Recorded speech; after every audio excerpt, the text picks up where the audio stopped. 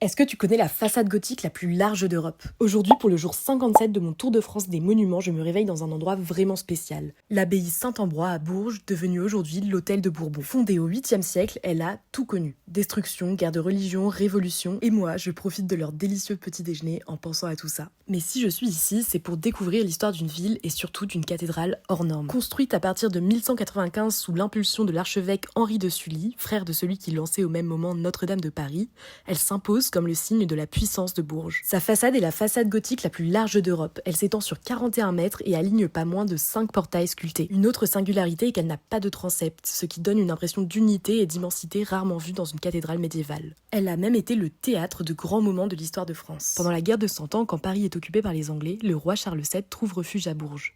On le surnomme alors le Petit Roi de Bourges et c'est ici, dans cette cathédrale, qu'il assiste à des cérémonies cruciales, probablement même aux côtés de Jeanne d'Arc. Bourges est donc bien le cœur battant de la France et ce cœur, il résonne encore dans le destin d'un homme, Jacques Cœur. Fils d'artisan devenu argentier du roi, il bâtit au XVe siècle un palais qui regarde déjà vers la Renaissance. Ce palais est une des premières demeures privées gothiques flamboyantes de cette ampleur. Sa façade regorge de détails sculptés et de symboles maritimes rappelant ses expéditions commerciales. Sa devise que vous connaissez tous, à cœur vaillant, rien d'impossible. Mais Bourges, c'est aussi une ville d'eau. Et je finis donc ma journée en me promenant dans ces 135 hectares de marais. Pendant des siècles ici, les habitants y cultivent légumes et vignes et les revenus tirés des marais financeront même certaines campagnes de Louis XIII. Après cette balade au vert, je suis tout près de mon hôtel où je retourne pour un verre au bar 62. J'arrive pas à croire qu'un hôtel aussi confortable ait accueilli autant d'histoires différentes. La légende raconte même que des restes de Rodrigue et Chimène avaient été ramenés en France par des soldats de Napoléon et avaient atterri dans cette abbaye. On ne pourra jamais connaître toutes les histoires qui se sont passées dans cette abbaye devenue hôtel, mais une chose est sûre, je vais très bien y dormir. Alors à demain!